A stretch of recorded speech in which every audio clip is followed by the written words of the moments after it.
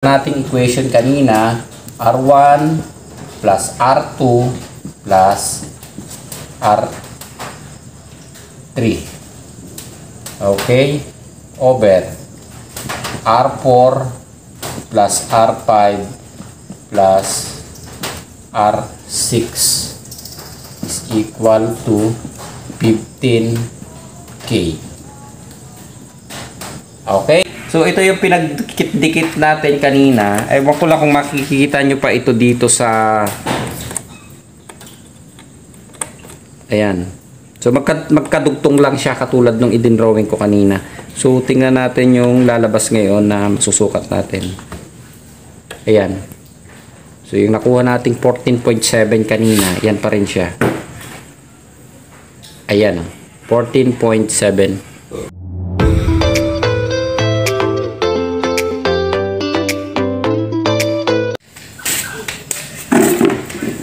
Ayan, so nandito pa rin ako hanggang ngayon. So yung board na ipinakita ko, actually, dapat iisahing video ko na lang ito.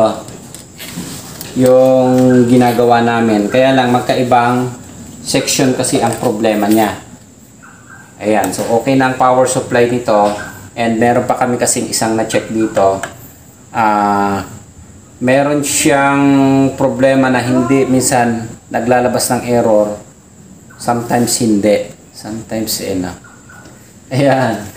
So ang problema naman nun, nanggagaling sa communication. So kaya hinati ko yung video kasi magkaiba siya ng paliwanag para hindi kayo malito. So yung kanina is power supply, yung isang video natin. Etong video na gagawin natin naman ngayon is yung communication. So CHO5 pa rin ang topic natin. Okay. So meron akong isang na-check na board dyan. Pakiabot, Boss Patrick. Nakatanggal na yan, tanggal mo sa compressor, iabot mo sa akin. Actually, iisa may-ari nitong board na ito at saka yun. Sige, iabot mo na dito. Yan, ito yan Yan. So, isa may-ari nito. Parehas din. Ayan connected na. So, ang naging problema niya, CHO5 din, communication naman. Ang naging problema niya, ito, yung dalawang resistor na, ayan, kung matututukan mo is 30K ang value nito. Teka lang, umay lang. Yan, 30K yan. Orange, black, 30K. So, dalawa. Ito parehas na. Kaya mapansin nyo, nag-jumper na ako ng isa kasi tin-troubleshoot ko ito kanina. Hindi makita. Hindi makita. So, 30K ang value nito, ha. So, mapansin nyo, nagkalagay na ako ng... Yan. Naglagay ako ng dalawang resistor na 47K. So, umandar naman siya. Pero, ito yung problema kasi na medyo malilin lang kayo, masasalimuutan kayo. Meron siyang error na minsan lumalabas or hindi nyo ma-determine kung ano yung pinanggagalingan or kakaibang error ang inilalabas niya na wala dun sa error code. So, dito kayo minsan nagkakaproblema. Yan, ito kasi open na kaya CHO5 kagad ang nilabas. Itong isa, dalawa yan magkakonekta lang.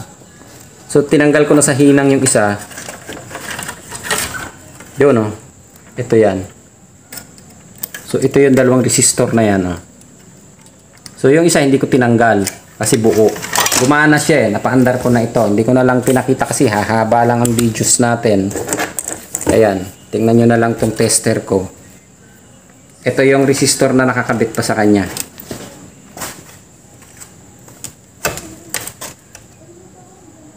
Yan. So, 30K pa siya. So, dapat 15K kasi dalawa. Itong isa, ito. Kita pa yan? O yan. Pag tinignan nyo yung tester, open. So, ang signal niya, although umaandar ang board natin, pero, sabi ko nga sa inyo, may mga error kayo na makikita na wala sa error code. So, dahil yung ating line ng communication, so, nagbabago, nag-change value yung resistor, itong isa naman nag-open na. Minsan, pag nag-change value yan, hindi na sakto yung Siyempre, yung dadaan doon sa resistor. Katulad nitong tinanggal ko dito sa kabila. Ayan, open. Oh. Yung isa, open pa rin. Ayun, buo pa pala to. Ayun. O 17 na siya. Ay, meg, wala na to, open na to. Ayan o. Meg na yung lumalabas. So, change value na siya. Ayan o, 30 meg. So, dapat 30K. Okay. So, kaya napansin nyo yan, naglagay ako ng resistor. Dahil, para ma-check ko lang. So, mabilisan lang na pag-check. Ayan o, nakakabit. Doon. So, nag-normal na siya, nairan ko din. Pero, syempre, iba pa rin yung resistor na nakakabit dito. Ayan. Ang problema ko kasi ngayon, wala akong eksaktong 30K. Okay, na resistor para ipalit dito. Kaya, ang gagawin natin, so ito, ano tawag dito? Ohms. So, yung computation ng resistor, dapat marunong kayo. Simple lang naman. So, yung tawag din yung pagbabasa ng color coding, aralin nyo na lang, meron sa Google. Hindi ko kasi maituturo sa inyo kung papaano. Dahil, dyan ako bumagsak sa exam namin. Shortcut method, boss. Advanced mathematics namin. Advanced math. Hindi, engineering materials. Nung nag-aaral ako sa engineering, doon ako bumagsak. Kasi yung sagot, hindi ko nilagyan ng computation. Ang ginawa ko, direct to the point yung sagot na inilabas ko. Kumbaga, Shortcut method. Oo, kumbaga katulad yan. Brown, black, red. So, sinagutan ko na kaagad ng, yan, 1K. 1K ang sagot Yun. Solution, boss. Sabi ng akin. Sa isip mo na, no? Alam ko na yung sagot Kasi kabisado kong sagutan. Umuulan. So, pinatayo. Ang bilis-bilis ko pa pinasa yung aking test paper. Sabi ng aking profesor, Mr. Lumanglas, nasa ng solusyon? Mama, no solusyon? Wala namang problema. Nagalit. Binagsak ako 4. Nag-remedial tuloy ako. Ayun, kasi may computation to. Basahin nyo na lang doon sa Google, meron din yan kung paano mag-solve dito. Okay, so katulad nun, ang available ko kasi na resistor, ewan ko ba kung meron ako. Ano ito? 100. Ayun. So 10K. Ang kailangan natin kasi 15K. So, paano natin makukuha yung 15K? 10K ang available ko. Okay. So, yung nakakabit na resistor doon, yan, katulad yan. Ang nakalagay sa kanya is, okay, so 30K ito. Plus, connected din yung isa. Ayan. So, dito dumaan yung communication. So, another 30K. Yung nasa baba. So, medyo maulan ha. Maingay yata yung yero natin. Pero tutuloy ko na yung video. Yan. So, 30K. 30K. So, mangyayari ng computation yan, 30K over 2 or divide 2. So, ano lalabas? Equals to 15K. Ayun. 30K divide 30K ay over 2. So, dalawa So, divide 2. Yun. Over 2. 30K over 2. 15K. So, yung makukuha natin dapat na resistor dito, balikan mo, 15K lang siya. Okay? So, kaya makikita mo yung aking isang ginagawa. So, pansamantalang ihinto kasi malakas yung ulan. Ha? So, magbe-break muna kami. Okay? 12 o'clock midnight. Oh, magiinom na pala kayo Umulan lang Siyempre, umulan Kape lang yung mata. Kape. Kala ko nagpapahinga lang kayo paano ako makakapag-video? Natulog na yung ka-table namin. Sino? Si Jackie. Nauna yatang uminom sa inyo. Nagawan niya ako ng upuan Ito siya natulog. Ako lang dito. Ayos yan Yan. Tumila na naman ang ulan Ano po, tapusin ko. Kesa Nakasin na naman, tuloy ako. kesa naman si Jackie ang palisin. Yan. Ikaw na umalis. Ikaw na. Para mag-adjust, boss. Nakakahiya kay Jackie eh. Kaya naman kay Jackie. Ayan, saan ba ako huminto? Parang dyan, sa pangalawang board. Ayan, okay. So, madali na lang ito palang gagawin natin. So, ito yung resistor. Nagkaroon lang ng antala. Antala, no? Lalim yung Tagalog ko, no? Nagkaroon ng antala yung aming video ginagawa dahil bumuhos ang malakas na ulan. Galing, no? Ayun. So, ito yung nilagay ko kanina para ma-try kung magno-normal yung board. Pero, siyempre, ibang value pa rin yung inilagay ko. 47K. So, divide 2. Pumatak siya ng 22K. Ayan, 23K. Okay, so mali pa rin. Pero nag-on naman siya, nag-normal siya. Na-i-run ko siya. Umandar si fan and umandar si compressor. Pero yung sabi ko nga sa inyo, kapag ka nagkaroon tayo ng mali dito, or change value, may mga error tayo na nadidetect na kakaiba or wala dun sa error code. Sa mga sensor, kapag ka nag-change value, katulad ng mga ganyan, ganun din. Mayroong error na nadidetect siya na wala sa error code natin. Ayan. Okay, so tatanggalin ko lang ito. Ang topic lang naman natin ay ayan. So pinakita ko rin kanina, naputo lang yung video. Hindi ko alam kung saan ako naghinto. Pero alam ko dito pa rin sa shop. Okay. So ang problema nitong isang board is nag-open ang resistor. Itong isa naman na ipinakita ko kanina ay yung naunang video, hindi pwede kanina dahil the next day natin i-upload. So open naman yung isa. Yung isa buo pa. So hindi pa rin siya naglabas ng direkta. Naglabas siya ng CH05 dahil defective naman yung kanyang power supply. And open yung isang resistor. Okay, so binalikan ko lang ulit. Nawala ako sa wisyo. Ayan. So ang problema natin dito yung dalawang resistor na 30K. So madali lang naman ito dahil wala akong 30K. So madali lang ang computation ng resistor. Ito, buburahin ko lang itong kanina. Katulad nung sinabi ko sa inyo, 30K divide 2, so lalabas yung 15K natin. Okay? So meron pa kaming isang bisita na nandun. O yun. Kasi umulan, inilipat namin. Madami kaming alaga dito. Alam niyo bang ano na to? JDL soon na. JDL soon. O yan. May mga animal kami dito. Meron sa likod ko. Meron din dito. Animal din. Healing animal. Healing lang, ano. Ayan. So napainom ako ng 3 sunmig na actually. Kahit hintay kasi bumuhos yung malakas na ulan kanina. So binura ko lang muna. Basa. Ayan. So yung problema ko kasi, ang available ko lang is ano bang value? Okay, brown, black, orange. So 10K. So hindi nyo gaanong mai-focus yata sa camera. So 10K ito. Yung aking available. Wala akong available na 30K.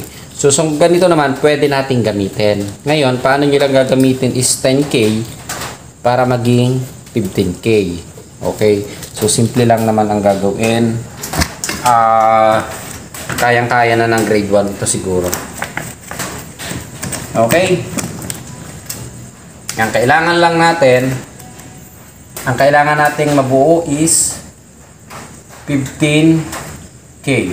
So ang simple ng problem natin, 15K lang. So ang resistor natin is 10K. So paano natin gagawing 15K? Okay? So dahil 10K ang resistor natin, ganito na lang gagawin natin. 1, 2, 3. R1, R2, R3 is equal to 30K. 10K, 10K, 10K is equal to 30K. Okay, tapos na. 1, 2, 3. Maganda yung sulat mo ah. R4, R5, R6. 10K, 10K, 10K is equal to 30K. Pag pinagsama natin, ilan na? Okay. 30 plus 30 equals to 60. Okay. So, 30 divide 2. 30 over 2. Ay, okay. Lasing. Sorry. 30 Yung sulit ni boss yun. over 2 is equal to 15K. Solve. So, ganun lang kasimple ang gagawin natin. Ngayon, syempre, yung resistor natin ay garne. Isa. Isa na isa. May rapunin na. Naubos na. So, sakto na lang 6 to ah. Yan, ilalabas na natin. 2. Okay. So, ano bang ginawa ko? Pinagdugtong-dugtong yung resistor. Pero pwede naman siyang ipwesto ng maganda ha. Pwede itong gamitin kung wala kayong pamalit. Pero kung meron naman kayong saktong 30 or sakto doon sa value, yun ang gamitin nyo syempre. Ito lang, pinakita ko lang kung nasa bundok kayo or wala kayong nagawang ganito. Okay, so pinagdugtong ko na ha para makita nyo lang. So anong equivalent niya? 10 plus 10 plus 10 is equal to 30. Okay? Divide 2. Ano lalabas? 15. 15. Oh, yun. Ganun lang pala kasimple. Yan. So, pakita natin. Yung resistor natin. 10 plus 10 plus 10 is equal to 28. 30 yan. So, may tolerance tayo. Kasama ang kamay ko sa computation. O, yan. 29.4. 30K. Okay. Gawa pa tayo ng isa.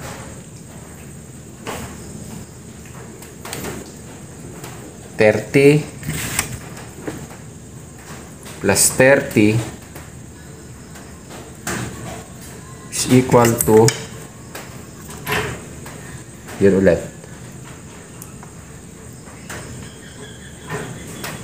Yan, 29.4 divide 2. Tulad ng ginawa ko, pinagsama ko yung dulo at saka yung dulo. So, ganyan lang gagawin natin. Hindi ko na pakikita doon kung paano ko ihihinang ha. Sundan nyo na lang. Madali lang naman yan. Okay.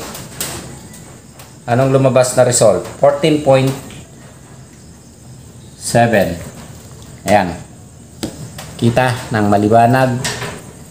Okay. Ayan, dumikit. Sorry. Tao lang. Ayan. 14.7 is equal to 15K. Okay. So, ang dali lang na equation natin. Napakasimple. Sa grade 1, ano? So, ang aaralin nyo na lang kung paano magbasa ng resistor. Yung resistor pa lang, eh, masakit na sa ulo. Sabi ko nga sa inyo, bumagsak ako dyan. Dahil lang sa kakulitan. Isipin mo naman, hindi ko ilalagay yung solution. Pero may answer ako. Yan. So, yung ginawa nating equation kanina, R1 plus R2 plus R3. Okay? Over R4 plus R5 plus R6 is equal to 15K. Okay? Okay. Ayun lang. 15K. So, R1, R2, R3, R4, R5, and R6. R6. Yan. R1. R1 is 10K. 10K, 10K, 10K, 10K, 10K. Okay, so yan lang naman yung equation. Dali lang naman, di ba? So, simpleng-simple. Okay, R1 plus R2 plus R3 is equal to 30K kasi 10K kada isa. R4, R5, R6 is 30K. Divide 2 is equal to 15K. Okay na. So, yun na yung ginawa natin. Ito na yan. Ang gagawin natin. So, mangyayari lang, kakalasig ko So, hindi ko na, hihinang ko pa ba? Okay, hihinang ko na para makita nyo. Total, mainit naman yung soldering ko. Kakalasing ko lang muna. So, yung isa pala pinakita ko kanina, open din yung isa. So, papalitan ko na lang ito. Hindi ko na ipapakita sa inyo kung paano ko pinalitan. At least na alam nyo lang sira yun.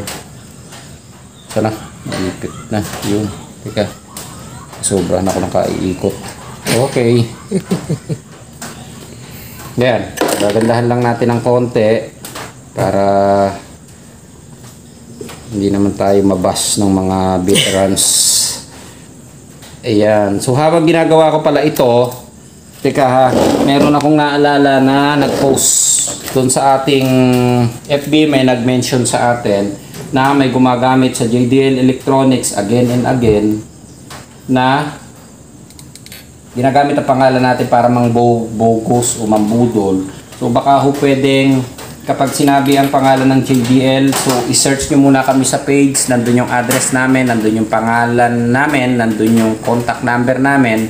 Pwede nyo muna kaming tawagan kung tao namin ho talaga yung tumakbo doon sa service or doon sa inyo.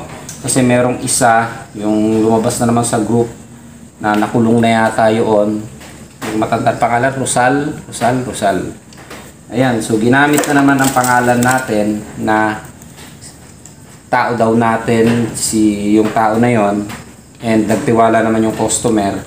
So, hindi ho siya connected sa JBL. Ang mga tao namin, yung dalawang lasinggero na nasa likod namin, si Abner and si Dado, wala.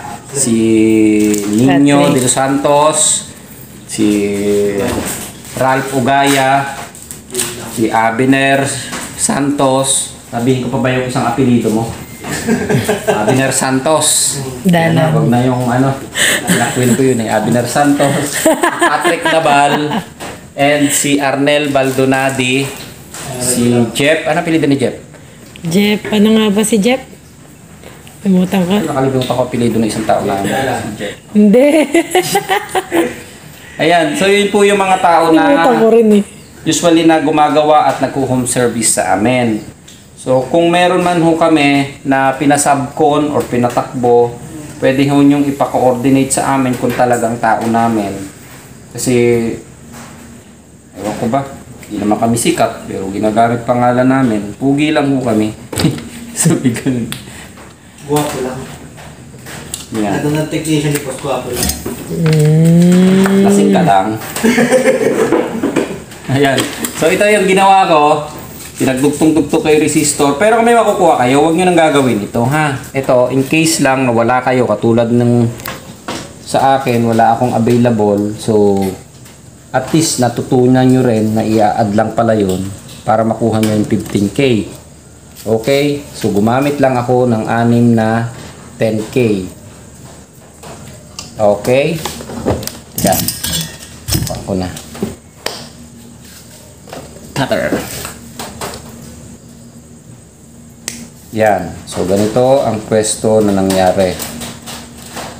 Yun.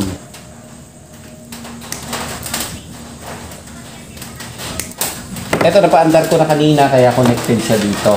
Pinaandar ko doon sa isang unit natin. So, ang problema ko naman doon sa isa na yun ay i-share ko na rin sira ang EEB. So, nagpalit sila ng bagong board. Sa kasabayang palad, sira din pala ang compressor. So, kaya namin na-determine na sira ang EEB. Yung board, kung mapapansin nyo, yun nag-brown. Kaya sabi ko, nung pagkasilip ko ng old na board na pinagpalitan nila, yung connection ng EEB, sabi ko, check mo ang EEB. So pag baklas namin ng EEB, may mga wire siya na parang ginat-ngat ng daga or natalupan na nagdikit-dikit. Ayun. So yung nasunog na yan, na nag-brown, ito yon yung IC, switching IC ng EEB. Okay? Ayun. So ang kasawiang palad nga, okay na yon, pero yung compressor hindi mag-run. So nag-actual kami ng ibang compressor. Okay na. Compressor na lang at saka yung EEB ang papalitan natin. Ayan. So yung ginawa ko doon sa resistor, ganito, para makabuo ako ng 30K. 10 plus 10 plus 10 is equal to 30. Ayun. So dalawa ang ginamit ko.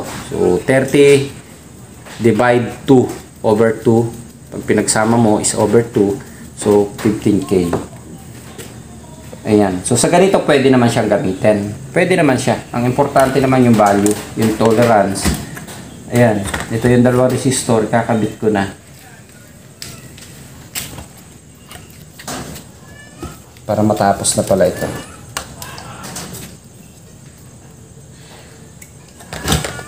Ayan. Okay. Nakikita pa ba yan, Miss Camera? Okay.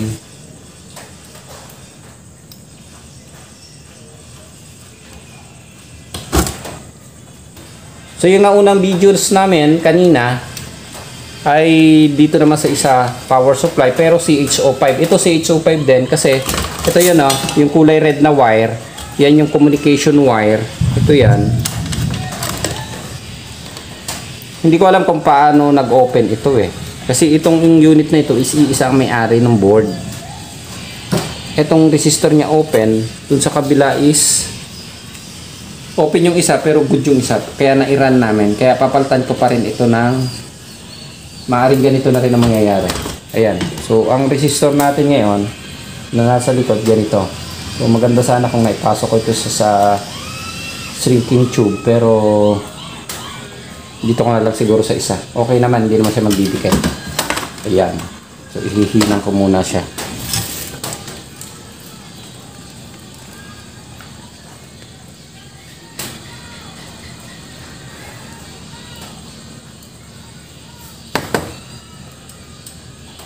Yung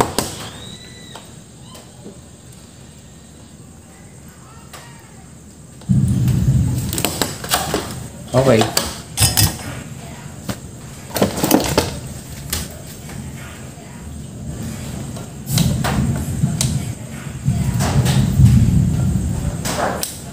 Lakas ng ulan kanina kaya nag-cut kami ng video. So dapat tuloy-tuloy. Ayan. So kaantay namin yun, ang mangyayari sa mga batang ito. Napariwara na naman. Nasira na naman ang buhay. Ayan. Okay. So relax lang naman dahil galing sila sa mga install kanina. Ayan. Okay, so ito yung pinagdikit-dikit natin kanina. Ewan ko lang kung makikita nyo pa ito dito sa... Ayan. So magkadugtong lang siya katulad nung idinrawing ko kanina. So tingnan natin yung lalabas ngayon na masusukat natin. Ayan. So yung nakuha nating 14.7 kanina, yan pa rin siya. Ayan. 14.7. Okay, so equivalent of 50K. 15K. Ayan. So tingnan niyo yung katulad itong isa buo ang communication talaga nito Ayan. So medyo may pagkakaiba lang ng konti ang design niya. Ito yung 30K.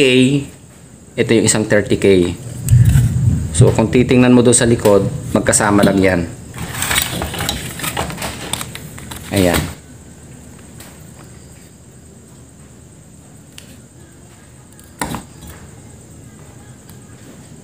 Yan.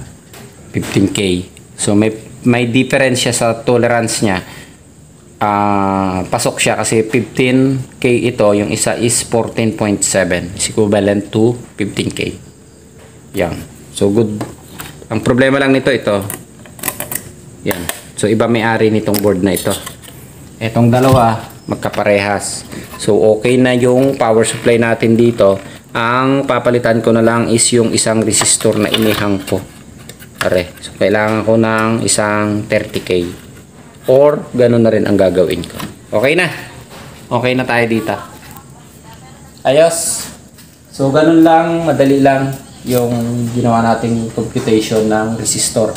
R1 plus R2 plus R3 over R4, R5, and R6 is equal to 15k. Okay? Ayos.